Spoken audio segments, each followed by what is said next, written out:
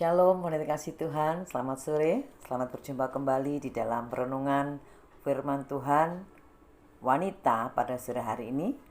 Meskipun kita tidak beribadah di gereja, tetapi kita tetap beribadah di rumah masing-masing, tetap bergumul dalam doa, dan tetap kita akan mendengar firman Tuhan yang menjadi tuntunan bagi kita. Sebelumnya, bagaimana wanita keadaan hari ini, kabarnya? Saya tetap berdoa dan berharap para wanita semua diberkati Tuhan, dalam keadaan sehat, tidak kekurangan sesuatu apapun.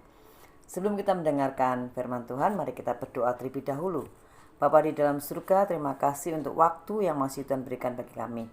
Sebentar kami akan mendengarkan firman-Mu, berkatilah kami, hati dan seluruh kehidupan kami, sehingga kami boleh menerima berkat firman dengan hati yang bersuka cita dan tulus ikhlas, dan kami boleh belajar melakukannya. Berkati dan urapi hamba-Mu ya Tuhan, di dalam nama Tuhan Yesus Kristus. Haleluya. Amin. Wanita dikasih Tuhan, pada sore hari ini saya akan berikan satu tema, kebahagiaan orang benar. Kebahagiaan orang benar. Siapakah orang benar? Orang benar adalah orang berdosa yang telah dibenarkan oleh Tuhan Yesus Kristus melalui darahnya di kayu salib. Kalau kita buka dalam Roma pasal 3 ayat 24 sampai 25, Roma pasal yang ketiga ayat 24 sampai 25. Dan oleh kasih karunia telah dibenarkan dengan cuma-cuma karena penebusan dalam Kristus Yesus. Kristus Yesus telah ditentukan Allah menjadi jalan pendamaian karena iman dalam darahnya. Jadi pembenaran di sini bukan berdasarkan perbuatan kita, tapi berdasarkan iman di dalam Kristus Yesus. Kata cuma-cuma itu bukan berarti murahan, tetapi karena manusia berdosa, ini tidak sanggup memulihkan dosa mereka, tidak sanggup mengembalikan hidupnya dalam kebenaran dengan perbuatannya. Ya, sehingga Allah lah yang harus berkorban, turun tangan, supaya manusia tidak mendapatkan murka karena dosanya. Ya. Kita buka Yesaya pasal 64 ayat 5 sampai 6. Yesaya pasal 64 ayat 5 sampai 6. Demikian firman Tuhan. Engkau menyongsong mereka yang melakukan yang benar dan yang mengingat jalan yang kau tunjukkan. Sesungguhnya engkau ini murka, sebab kami berdosa. Terhadap engkau kami memberontak sejak dahulu kala. Demikianlah kami sekalian seperti seorang najis, dan segala kesalahan kami seperti kain kotor. Kami sekalian menjadi layu seperti daun, dan kami lenyap oleh kejahatan kami, seperti daun dilenyapkan angin. Perbuatan baik. Ya, kita mungkin berkata, aku berbuat baik. Ya, perbuatan baik yang tidak didasari dengan kebenaran, itu adalah seperti kain kotor. Mengapa? Karena sesungguhnya kita manusia kecenderungannya adalah selalu ingin melakukan sesuatu hanya untuk kepentingan diri sendiri, hanya untuk keuntungan pribadi, hanya untuk memuaskan diri sendiri. Sehingga ketika kita dipuji, kita bersuka cita, ketika tidak, kita mudah sekali tersinggung. Ya, salah satu contoh praktek kehidupan orang yang berdosa, yang tidak mampu berbuat baik tanpa didasari kebenaran adalah Matius pasal 5 ayat 46 sampai 47. Matius pasal 5 ayat 46 sampai 47. Apabila kamu mengasihi orang yang mengasihi kamu, apakah upahmu? Bukankah pemungut cukai juga berbuat demikian?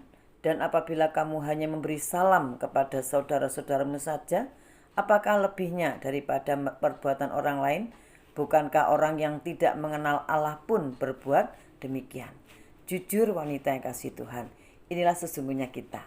Sangat mudah bagi kita untuk mengasihi, memberi salam, berbuat baik pada orang yang mengasihi kita, yang menyenangkan hidup kita, yang mengasihi kita, yang buat kita senang gitu ya, yang buat kita menguntungkan ya. Ya, tetapi bagaimana kalau orang itu menyakitkan kita, mengecewakan kita, merugikan kita, berkata-kata pahit kepada kita, yang buat kita sakit hati? Masihkah kita dapat mengasihi dan memberi salam kepada mereka? Ya, tentu ini bukan hal yang mudah. Kalau hati ini sudah tersinggung, sudah sakit hati, susah untuk memberi salam, apalagi mengampuni. Manusia berdosa tidak dapat melakukan itu. Ketika kita masih hidup dalam dosa, kita tidak akan mampu mengasihi dan memberi salam kepada orang-orang yang menyakitkan kita, yang mengecewakan kita, yang buat kita pahit. Tetapi ketika kita sadar bahwa kita adalah orang yang telah dibenarkan oleh Tuhan, maka kita akan mampu melakukannya.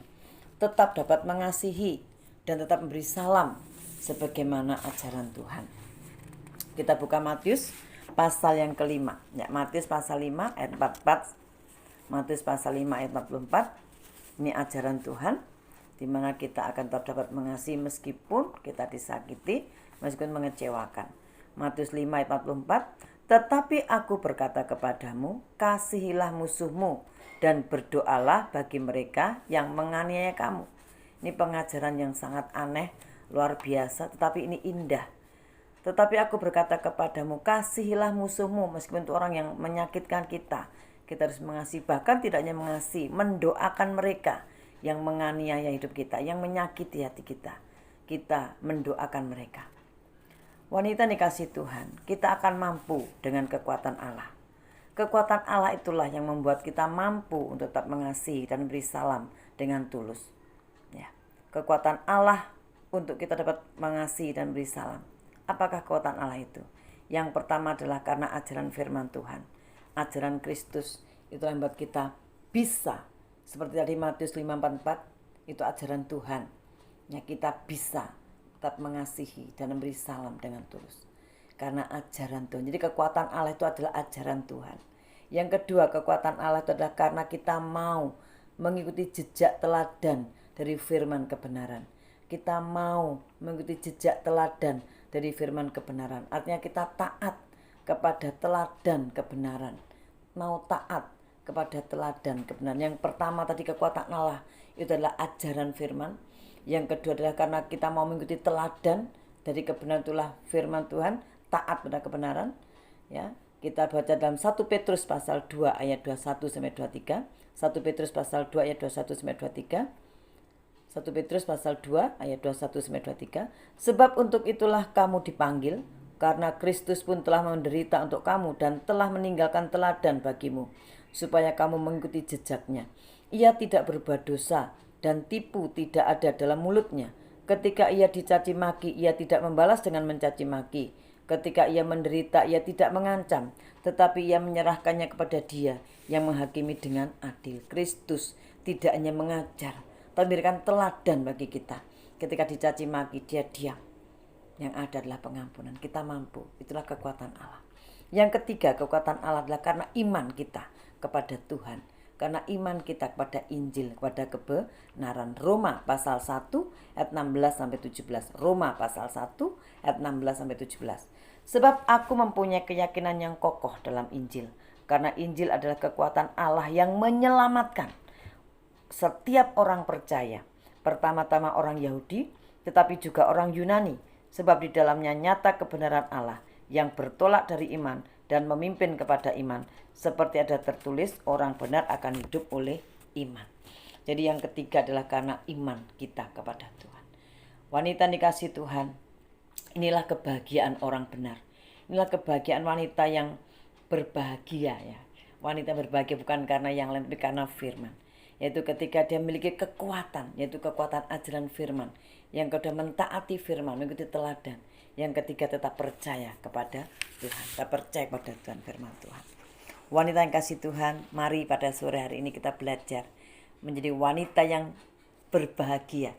Berbahagia bukan karena kepandaian, kekayaan, kecantikan, popularitas yang kita punya dan sifatnya itu adalah sementara, tetapi menjadi wanita yang berbahagia karena kita ada di dalam ketaatan dalam firman-Nya. Berbahagia karena kita taat dalam firman-Nya yang memiliki nilai kekal, baik untuk hidup saat ini ketika kita masih ada di bumi ini, maupun nanti ketika tiba waktunya kita dipanggil oleh Bapa. Nilai kekal tetap ada dalam kehidupan kita karena kita memiliki kekuatan Allah. Itulah kekuatan firman, kekuatan ketaatan, dan kekuatan keyakinan kita kepada Tuhan. Puji nama Tuhan. Mari wanita yang kasih Tuhan, kembali kita rendahkan hati kita menerima segala firman Tuhan, supaya kita menjadi wanita yang berbahagia. Berbahagia yang sesungguhnya, karena Tuhan sangat mengasihi kehidupan kita. kita dibenarkan, supaya kita tidak dimurkai. Puji nama Tuhan. Selamat sore untuk kasih Tuhan. Shalom, salam sehat. Tuhan memberkati kita semua. Amin.